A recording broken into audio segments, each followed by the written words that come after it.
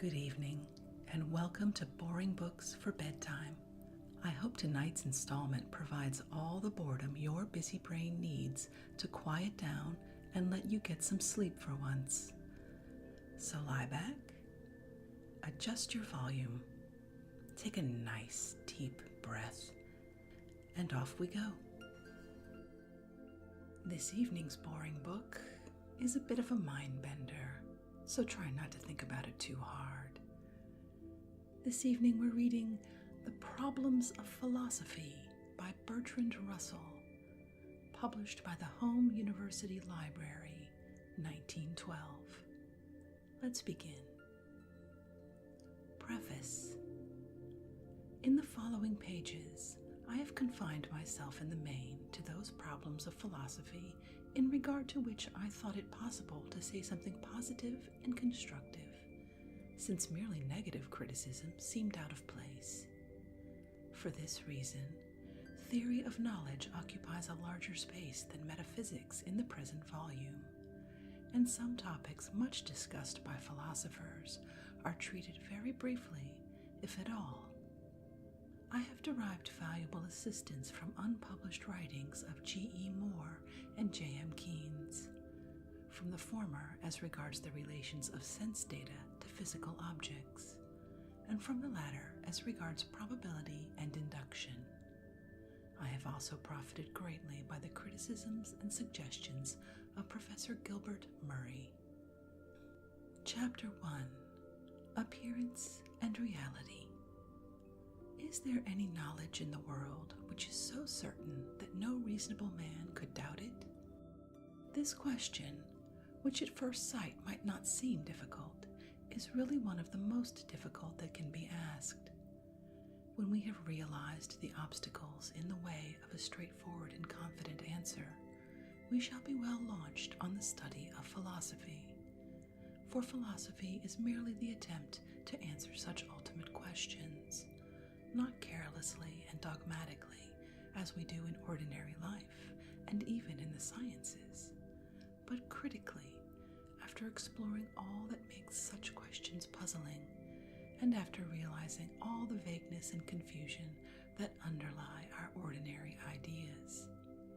In daily life, we assume as certain many things which, on a closer scrutiny, are found to be so full of apparent contradictions that only a great amount of thought enables us to know what it is that we really may believe.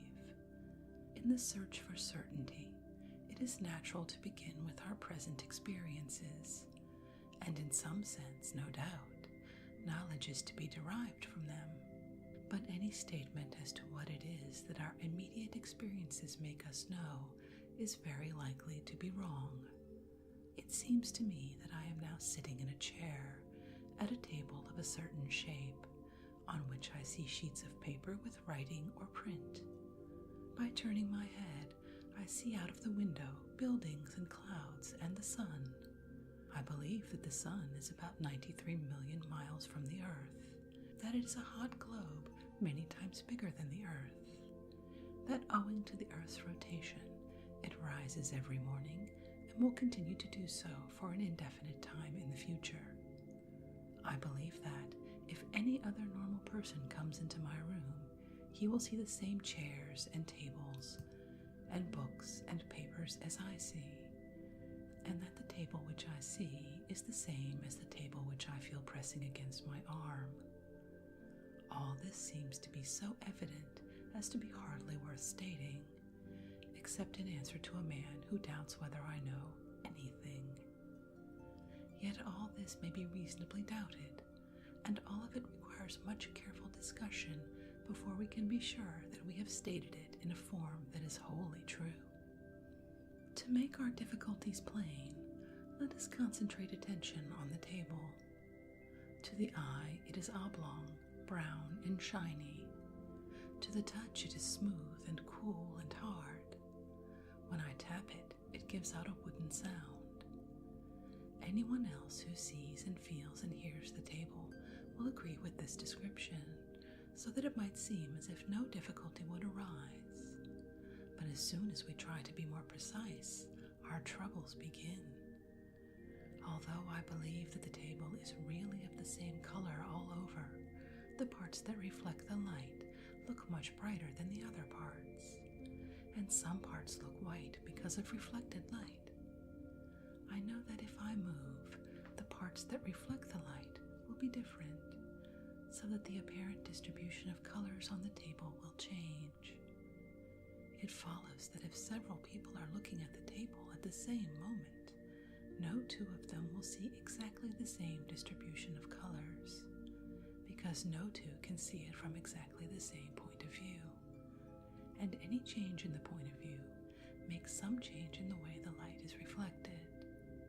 For most practical purposes, these differences are unimportant, but to the painter, they are all important. The painter has to unlearn the habit of thinking that things seem to have the color which common sense says they really have, and to learn the habit of seeing things as they appear. Here we have already the beginning of one of the distinctions that caused most trouble in philosophy, the distinction between appearance and reality, between what things seem to be and what they are. The painter wants to know what things seem to be. The practical man and the philosopher want to know what they are. But the philosopher's wish to know this is stronger than the practical man's, and is more troubled by knowledge as to the difficulties of answering the question. To return to the table, it is evident from what we have found that there is no color which preeminently appears to be the color of the table, or even of any one particular part of the table.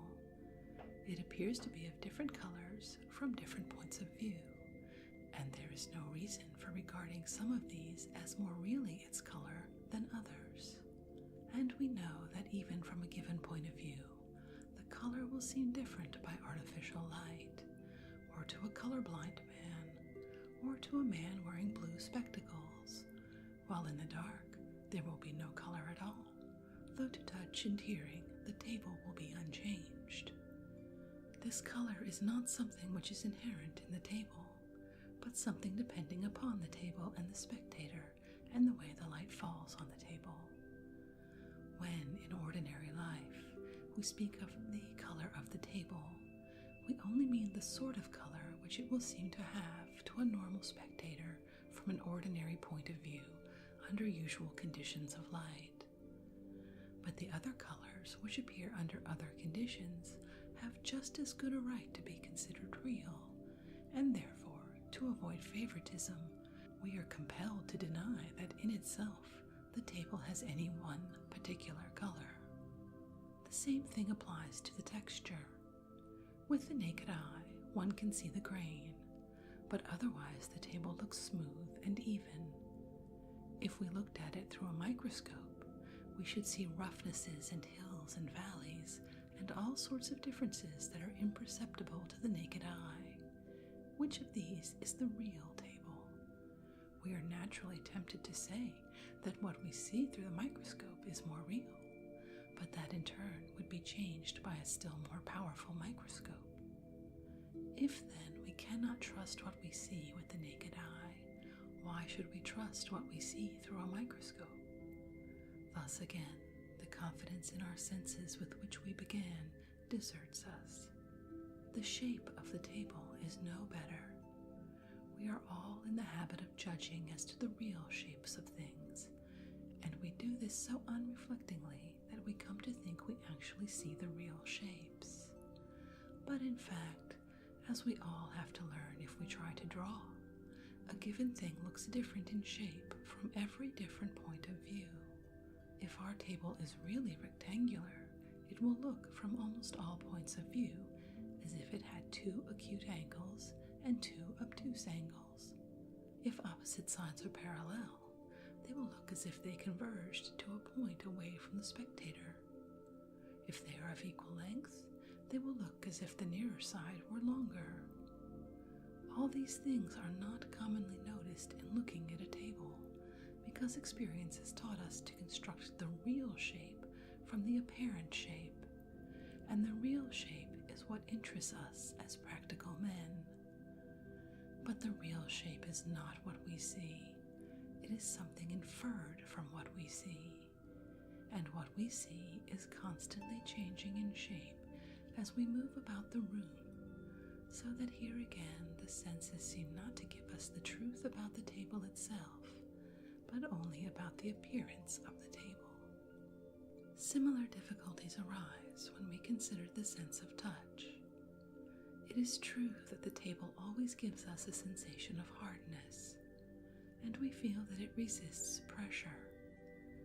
But the sensation we obtain depends upon how hard we press the table, and also upon what part of the body we press with. Thus, the various sensations due to various pressures or various parts of the body cannot be supposed to reveal directly any definite property of the table, but at most to be signs of some property which perhaps causes all the sensations, but is not actually apparent in any of them. And the same applies still more obviously to the sounds which can be elicited by rapping the table. Thus it becomes evident that the real table, if there is one, is not the same as what we immediately experience by sight or touch or hearing. The real table, if there is one, is not immediately known to us at all, but must be an inference from what is immediately known. Hence, two very difficult questions at once arise, namely, 1. Is there a real table at all? 2.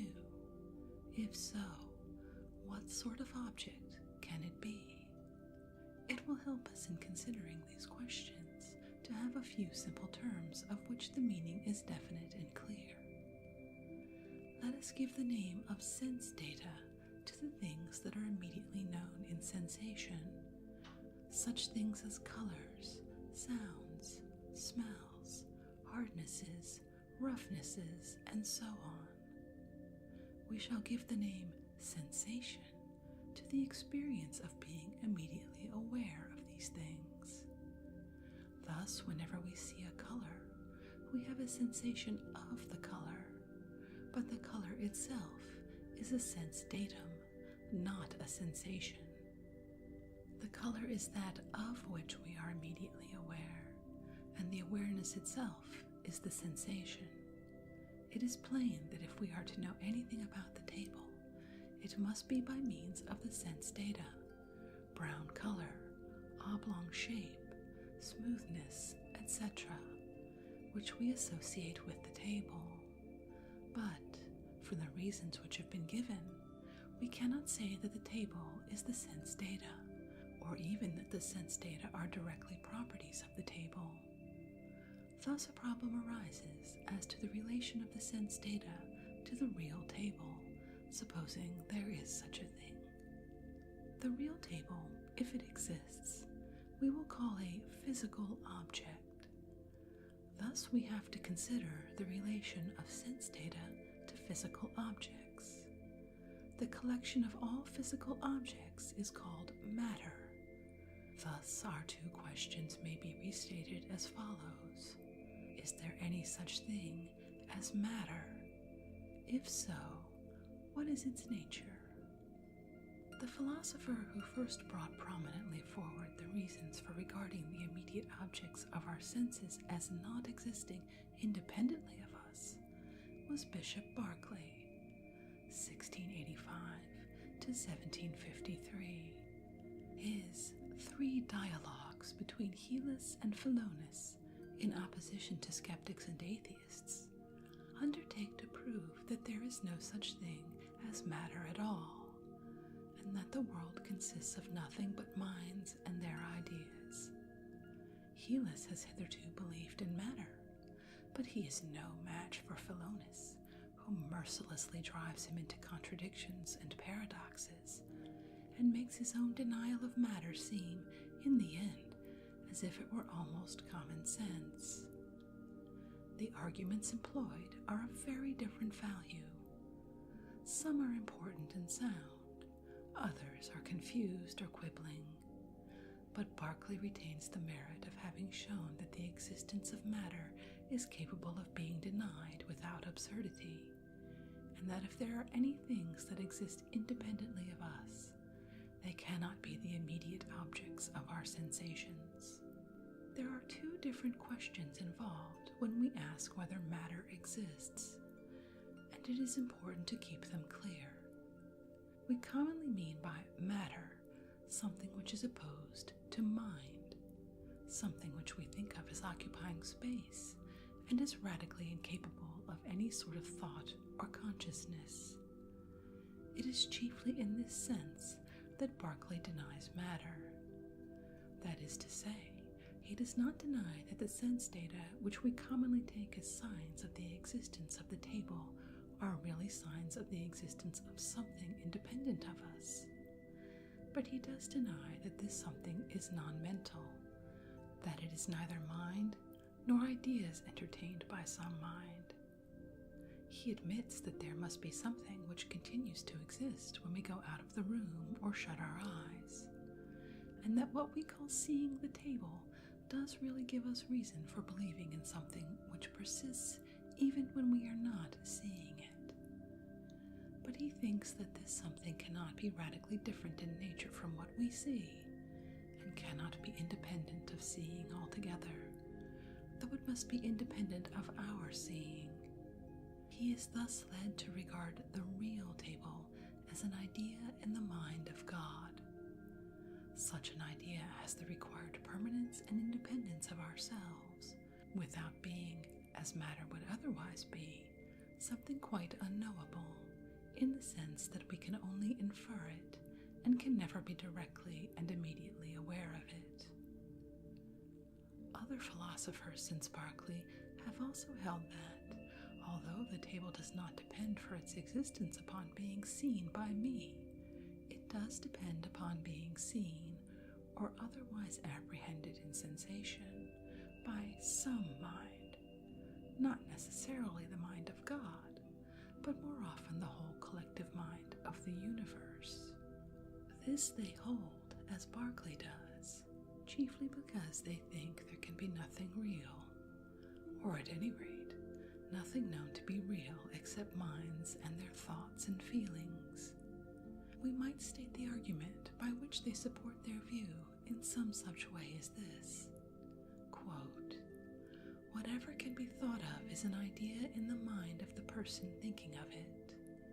Therefore nothing can be thought of except ideas in minds. Therefore anything else is inconceivable, and what is inconceivable cannot exist." End quote.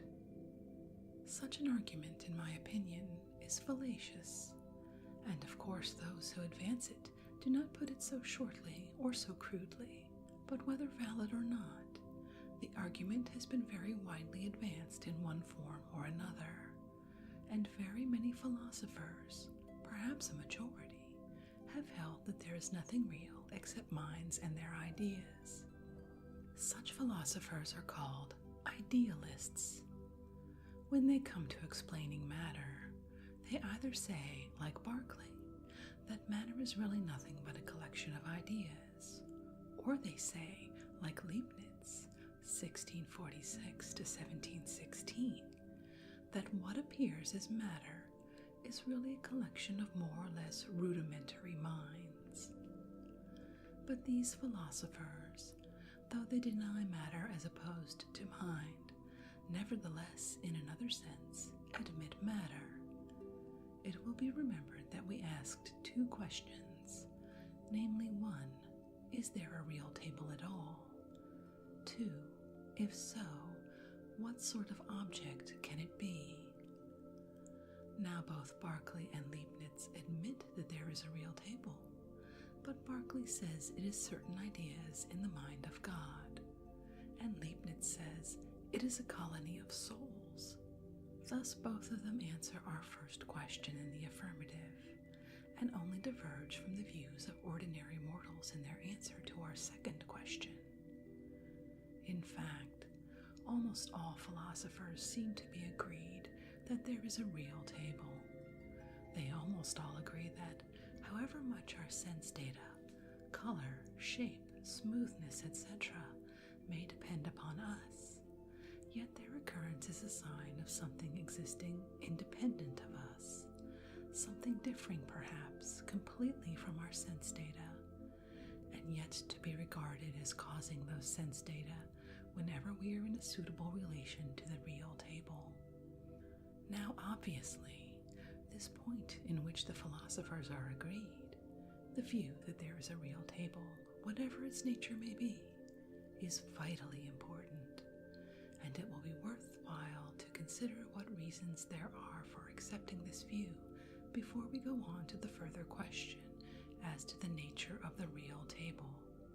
Our next chapter, therefore, will be concerned with the reasons for supposing that there is a real table at all. Before we go further, it will be well to consider for a moment what it is that we have discovered so far. It has appeared that, if we take any common object of the sort that is supposed to be known by the senses, what the senses immediately tell us is not the truth about the object as it is apart from us, but only the truth about certain sense data which, so far as we can see, depend upon the relations between us and the object. Thus, what we directly see and feel is merely appearance, which we believe to be a sign of some reality behind. But if the reality is not what appears, have we any means of knowing whether there is any reality at all? And if so, have we any means of finding out what it is like? Such questions are bewildering, and it is difficult to know that even the strangest hypotheses may not be true. Thus our familiar table, which has roused but the slightest thoughts in us hitherto, has become a problem full of surprising possibilities. The one thing we know about it is that it is not what it seems. Beyond this modest result so far, we have the most complete liberty of conjecture. Leibniz tells us it is a community of souls.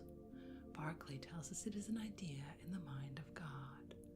Sober science, scarcely less wonderful, tells us it is a vast collection of electric charges in violent motion.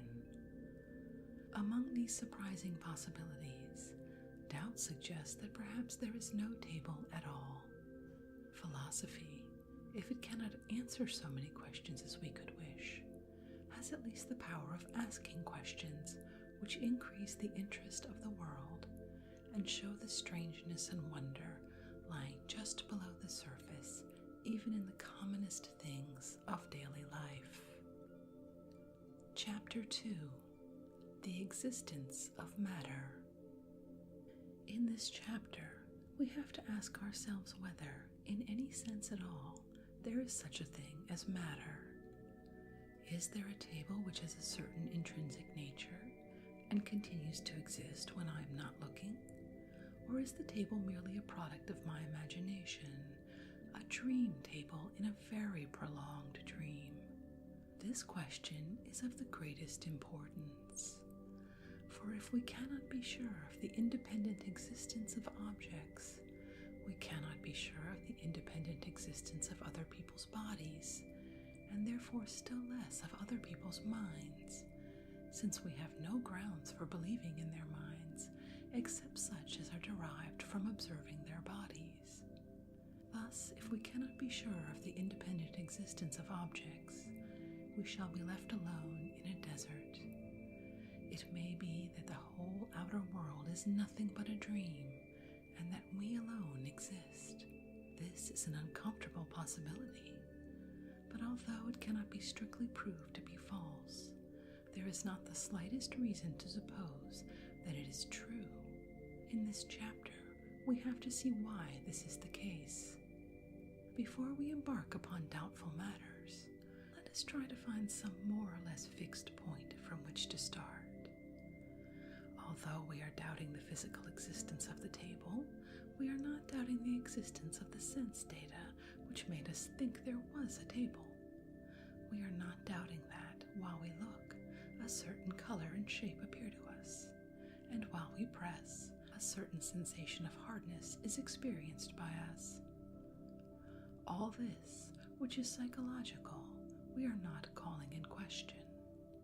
In fact, whatever else may be doubtful, some at least of our immediate experiences seem absolutely certain. Descartes, 1596 to 1650, the founder of modern philosophy, invented a method which may still be used with profit, the method of systematic doubt. He determined that he would believe nothing which he did not see quite clearly and distinctively to be true. Whatever he could bring himself to doubt, he would doubt, until he saw reason for not doubting it.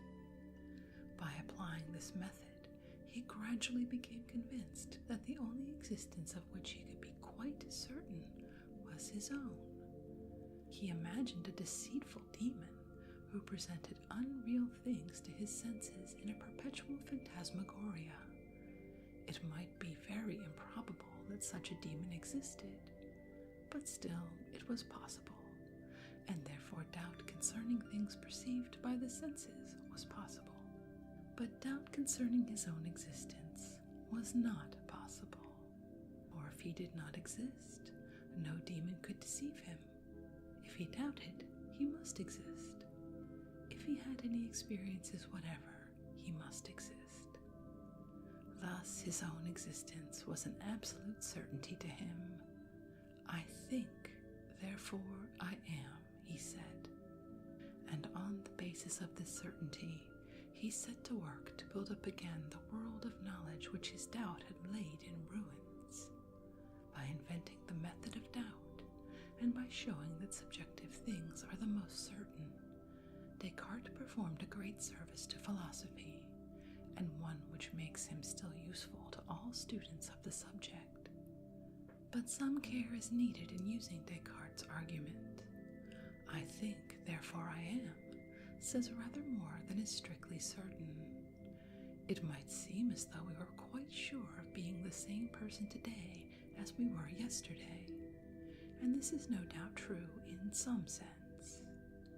But the real self is as hard to arrive at as the real table, and does not seem to have that absolute convincing certainty that belongs to particular experiences. When I look at my table and see a certain brown color, what is quite certain at once is not, I am seeing a brown color, but rather, a brown color is being seen. This, of course, involves something or somebody which, or who, sees the brown color. But it does not of itself involve that more or less permanent person whom we call T. So far as immediate certainty goes, it might be that the something which sees the brown color is quite momentary, and not the same as the something which has some different experience the next moment. Thus it is our particular thoughts and feelings that have primitive certainty, and this applies to dreams and hallucinations as well as to normal perceptions. When we dream or see a ghost, we certainly do have the sensations we think we have, but for various reasons it is held that no physical object corresponds to these sensations. Thus the certainty of our knowledge of our own experiences does not have to be limited in any way to allow for exceptional cases. Here, therefore, we have, for what it is worth, a solid basis from which to begin our pursuit of knowledge. The problem we have to consider is this. Granted that we are certain of our own sense data, have we any reason for regarding them as signs of the existence of something else, which we can call the physical object? When we have enumerated all the sense data which we should naturally regard as connected with the table, have we said all there is to say about the table, or is there still something else, something not a sense datum, something which persists when we go out of the room? Common sense unhesitatingly answers that there is. What can be bought and sold and pushed about and have a cloth laid on it and so on cannot be a mere collection of sense data. If the cloth completely hides the table, we shall derive no sense data from the table, and therefore, if the table were merely sense data, it would have ceased to exist, and the cloth would be suspended in empty air, resting by a miracle in the place where the table formerly was. This seems plainly absurd, but whoever wishes to become a philosopher must learn not to be frightened by absurdities. One great reason why it is felt that we must secure a physical object in addition to the sense data is that we want the same object for different people. When 10 people are sitting round a dinner table, it seems preposterous to maintain that they are not seeing the same tablecloth, the same knives and forks and spoons and glasses. But the sense data are private to each separate person. What is immediately present to the sight of one is not immediately present to the sight of another. They all see things from slightly different points of view, and therefore see them slightly differently. Thus, if there are to be public neutral objects, which can be in some sense known to many different people, there must be something over and above the private and particular sense data which appear to various people.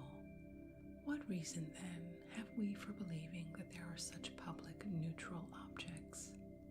The first answer that naturally occurs to one is that, although different people may see the table slightly differently, still they all see more or less similar things when they look at the table, and the variations in what they see follow the laws of perspective and reflection of light, so that it is easy to arrive at a permanent object underlying all the different people's sense data.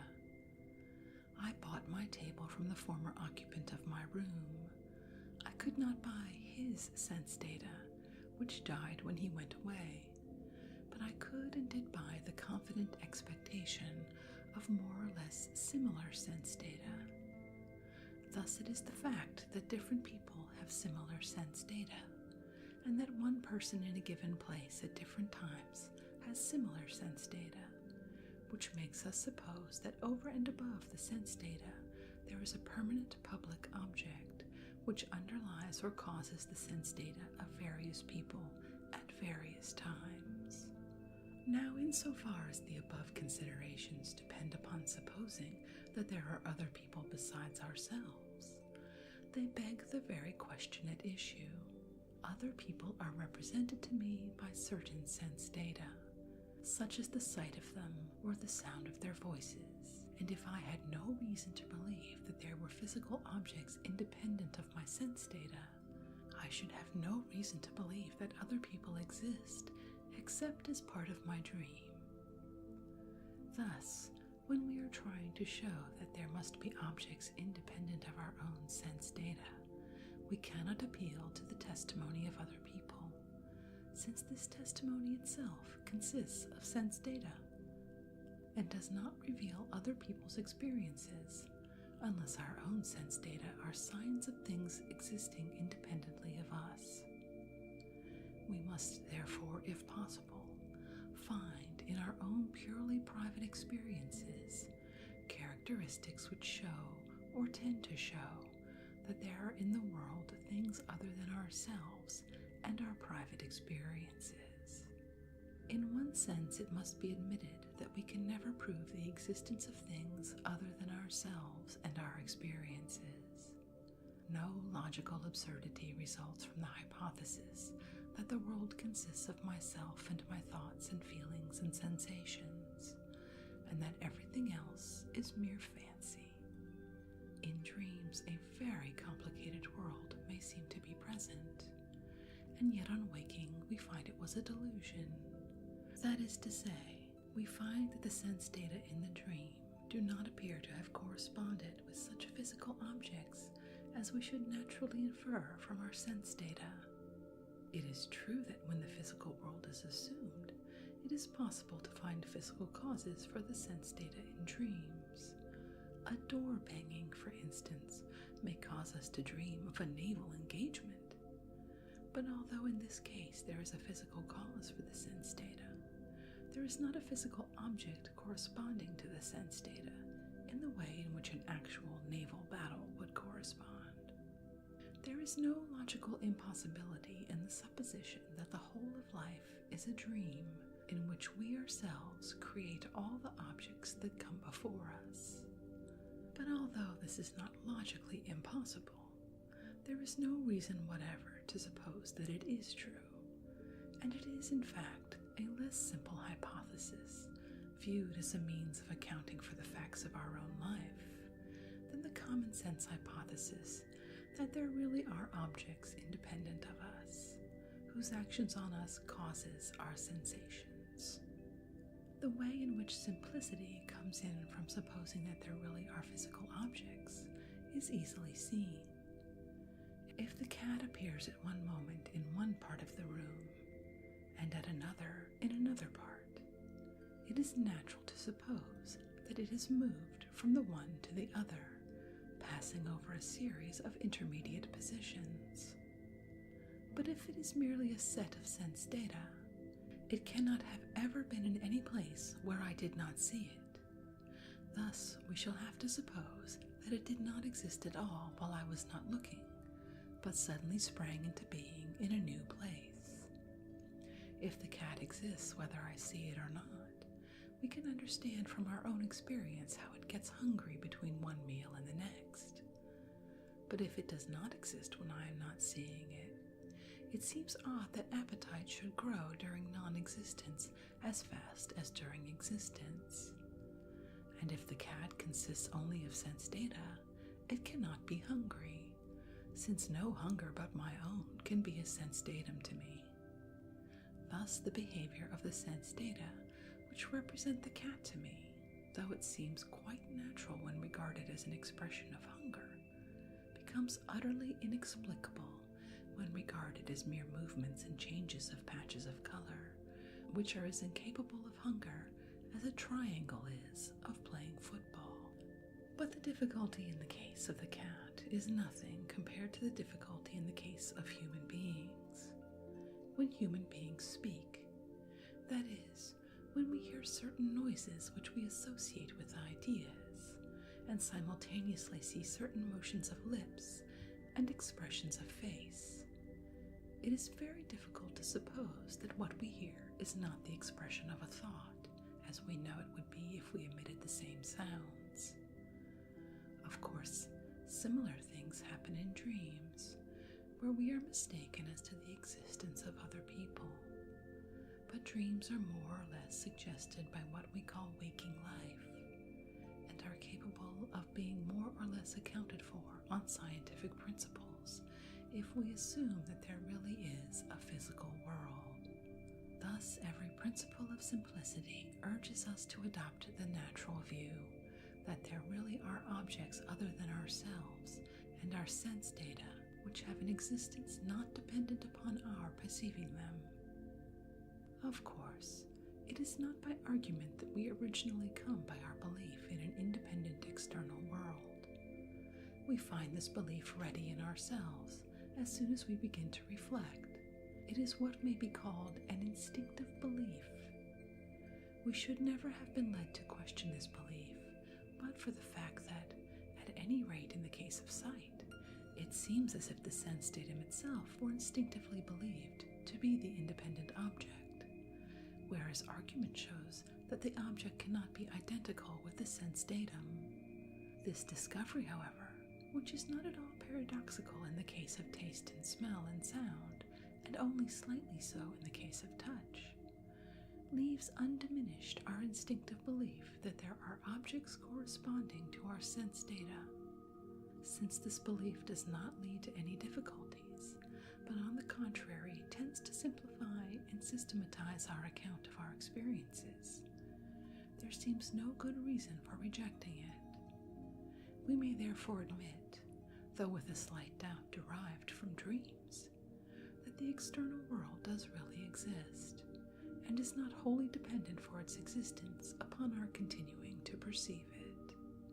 The argument which has led us to this conclusion is doubtless less strong than we could wish, but it is typical of many philosophical arguments, and it is therefore worthwhile to consider briefly its general character and validity. All knowledge, we find, must be built up upon our instinctive beliefs, and if these are rejected, nothing is left. But among our instinctive beliefs, some are much stronger than others, while many have, by habit and association, become entangled with other beliefs, not really instinctive, but falsely supposed to be part of what is believed instinctively. Philosophy should show us the hierarchy of our instinctive beliefs, beginning with those we hold most strongly, and presenting each as much isolated and as free from irrelevant additions as possible. It should take care to show that, in the form in which they are finally set forth, our instinctive beliefs do not clash, but form a harmonious system. There can never be any reason for rejecting one instinctive belief except that it clashes with others. Thus, if they are found to harmonize, the whole system becomes worthy of acceptance. It is, of course, possible that all or any of our beliefs may be mistaken, and therefore all ought to be held with at least some slight element of doubt. But we cannot have reason to reject a belief except on the ground of some other belief. Hence, by organizing our instinctive beliefs and their consequences, by considering which among them is most possible, if necessary, to modify or abandon, we can arrive on the basis of accepting as our sole data what we instinctively believe, at an orderly, systematic organization of our knowledge, in which, though the possibility of error remains, its likelihood is diminished by the interrelation of the parts and by the critical scrutiny which has preceded acquiescence. This function, at least, philosophy can perform.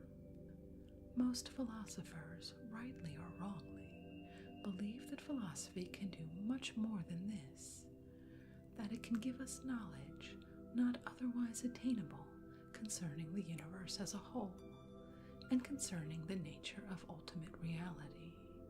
Whether this be the case or not, the more modest function we have spoken of can certainly be performed by philosophy, and certainly suffices for those who have once begun to doubt the adequacy of common sense, to justify the arduous and difficult labors that philosophical problems involve.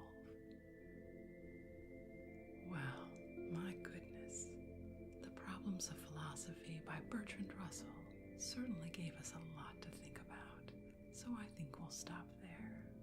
Hopefully, you're no longer awake to hear this. But if you are, and you need something else to do besides ponder the nature of reality, won't you consider leaving us a positive review on iTunes? It's very helpful. If you'd like to connect with us, or suggest a boring book you'd like to hear read, catch us on Twitter at BoringBooksPod. We'd love to hear from you. Alternately, you can check out our Patreon. Just search for Boring Books for Bedtime. Until our next boring book, good night.